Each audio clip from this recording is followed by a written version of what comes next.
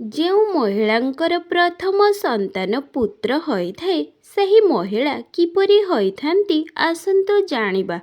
ଜାଣିବା ଆଗରୁ ମହାଦେବଙ୍କ ଭକ୍ତଗଣ ଭିଡ଼ିଓଟିକୁ ଗୋଟିଏ ଲାଇକ୍ ସବସ୍କ୍ରାଇବ୍ ନିହାତି କରନ୍ତୁ।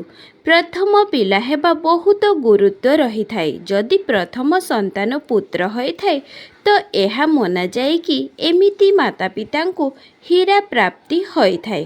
ତ ଏହି ଚମତ୍କାର କେବଳ ଇଷ୍ଟଦେବଙ୍କ କୃପାରୁ ହୋଇଥାଏ।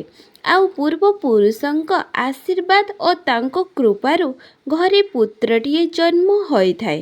ଆଉ ଯେଉଁ ମହିଳା ପ୍ରଥମ ସନ୍ତାନ ପୁତ୍ରକୁ ଜନ୍ମ ଦେଇଥାଏ ତ ସେହି ମହିଳା ବହୁତ ଭାଗ୍ୟଶାଳୀ ଓ ଉତ୍ତମ ହୋଇଥାନ୍ତି।